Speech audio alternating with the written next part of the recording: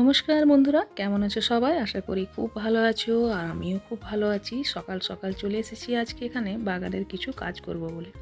সেদিনকে তোমাদেরকে দেখালাম যে আমি নার্সারি গিয়েছিলাম, নার্সারি থেকে বেশ কিছু গাছ নিয়ে এসেছিলাম, জানো তো। আর এই যে এখানে দেখো পেয়ারা গাছটা আমি লাগিয়ে নিয়েছি, আর এখানে রয়েছে আরও কত গাছ, সেগুলোকে না আমাকে এখন লাগাতে হবে। এই যে সব গাছগুলো এনে শুধু রাখাই হয়েছে, এখনও পর্যন্ত লাগানো হয়নি।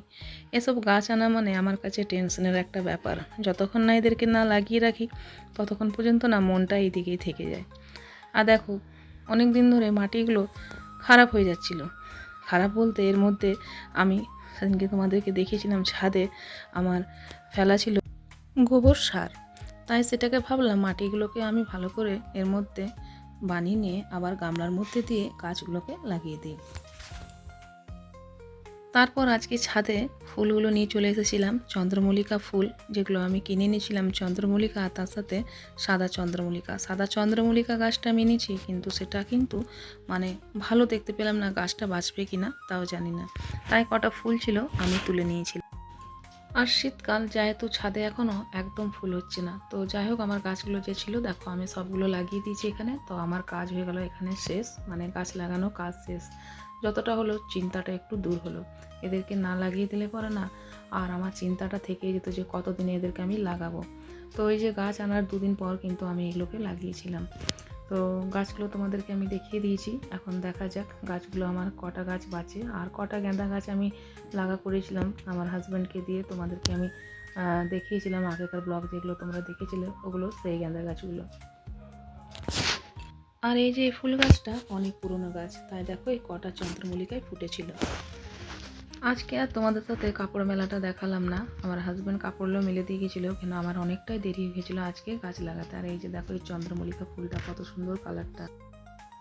আর মাথাটা ধুয়েছিলাম বলে চুলটাও আমার শুকায়নি, তাই চুলটা একটু খুললাম আমি। আমার নতুন বন্ধু পুরানো বন্ধুদের আমি দুজনকেই বলছি, জানো এই কদিন ধরে আমার মনটা না ভীষণ একদম ভালো নেই। প্রচণ্ড আমার সাবস্ক্রাইবার কেটে গেছে।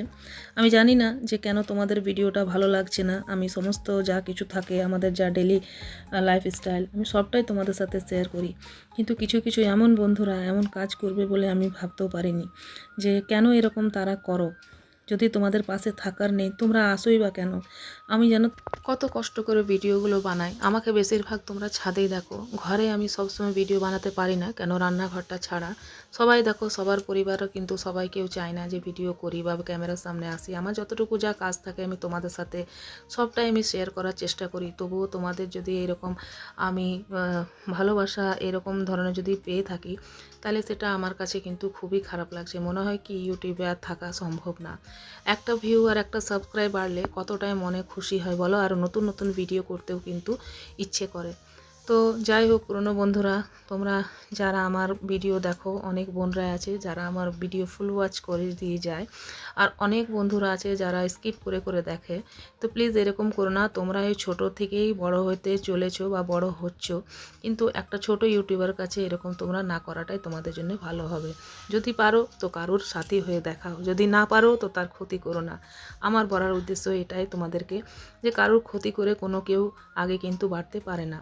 রান্নার সাথে সাথে তোমাদের সাথে অনেকগুলোই গল্প করলাম, আর আজকে একটা কদবেল ছিল অনেক দিন ধরেই, ভাবলাম তোমাদের সাথে একটু গল্প করি আর তার সাথে আমি এটাকে মাখা করি। তো এরকমভাবে কদবেল মাখা কারা কারা করে থাকো। আর নতুন বন্ধুরা যারা তোমরা ভিডিওটা দেখছো, প্লিজ আমার ভিডিওটা দেখে তোমরা বলো যে আমার কোন জিনিসটা ভিডিওতে ভালো লাগে না, যেটা তোমরা মানে সাবস্ক্রাইব করে নিও, হাঁটিয়ে নাও।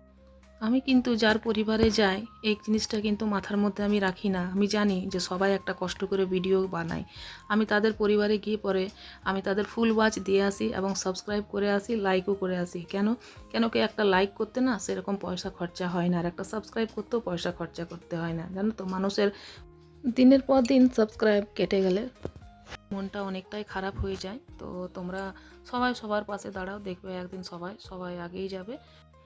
আর তাইলে তোমরা কেউ কাউকে বলো না কি আমার চ্যানেলটা যদি ভালো লাগে তো একটা লাইক করে দিও, একটা সাবস্ক্রাইব করে দিও। এই কথাটা বলা কিন্তু খারাপই লাগে। যখন তোমাদের পাশে কেউ দাঁড়াতে চায় তাদেরকে তোমরা ছেড়ে নিয়ে তাদের কাছে দাঁড়াতেও তোমরা চাও না। তো তোমাদের তাহলে এই কথাগুলো বলে কী লাভ? কি সাবস্ক্রাইব করো আর পাশে থেকো। যাকে সময় দিতে পারবে না, যার ভিডিও তোমাদের দেখতে ভালো লাগে না, তো তাদের কাছে তোমরা অবশ্য দাঁড়াবে না। তো ঠিক আছে, তোমাদের যদি বন্ধুত্ব নাই বা করতে ভালো লাগে বা কারো চ্যানেল সাবস্ক্রাইব করতে না ভালো লাগে, এই কথাগুলো বলে সবাইকে না মানে খারাপ ভেবো না, ঠিক আছে। তো এই জন্য আজকে অনেক কথাগুলো বললাম বন্ধুরা, বলতে ইচ্ছে করে না কিন্তু বলতে হয় অনেক ক্ষেত্রে।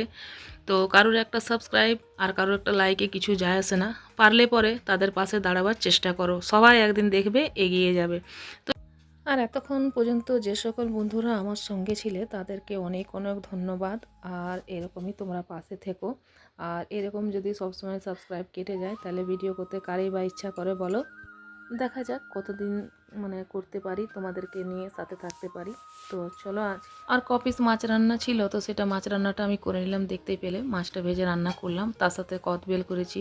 আর ছেলে ভাত খাবে না কেন, আজকে ভাবছি ওকে একটু ডিম দিয়ে বিরিয়ানি বানিয়ে দেবো, তো তার জন্য আমি ডিম আলুটা বসিয়ে রেখেছি, তো সেটা সিদ্ধ হচ্ছে। আর কি বলে অনেকে হয় কি মানে খেতে চায় না বাচ্চারা, দেখবে ভাত তাতে সন্ধে মানে আমাদের খেতে না অনেকটাই মানে বেলা হয়ে যায়, বুঝেছো তো। তো তখন আর না খেতে তাদের ইচ্ছে করে না, তো যদি একটু বিরিয়ানি বেঁচে যায় তো সেটা কিন্তু রাত্রেও খাওয়া যায়, কিন্তু ভাতটা আর খাওয়া যাচ্ছে না। তো যার কারণে দেখো আমি একটু বিরিয়ানি বানাবো এখানে। আর এখানে দেখো ডিম আলু সেদ্ধ করে নিয়েছি, আর নুন হলুদ আমি মাখিয়ে নিয়েছি, তেল বসিয়ে দিয়েছি। তো একটাতে আমি রাত্রের জন্য ডিম কষা করে রাখবো, আর এটাতে আমি বিরিয়ানি দেখো একটু দিয়ে দিলাম। তো এরকম আমি তোমাদের সাথে আজকে এটা শেয়ার করলাম না কেন, কথা বলতে বলতে মানে মাথা থেকে বেরিয়ে গেছিলো যে তোমাদের সাথে আমি একটু শেয়ার করি বলে। তো যাই হোক, দেখো এখানে আমার আলুটা ভালো করে একটু দই টই দিয়ে আমি আগে পেঁয়াজে বেরেস্তা এগুলো বানিয়ে নিয়েছিলাম, সেগুলো তোমাদের সাথে আজকে আমি কিছুই সেভাবে শেয়ার করতে পারলাম না বন্ধুরা। তো চলো, এখানে আলুগুলো দেখো আমার মশলা দিয়ে ভাজা হয়ে গেছে।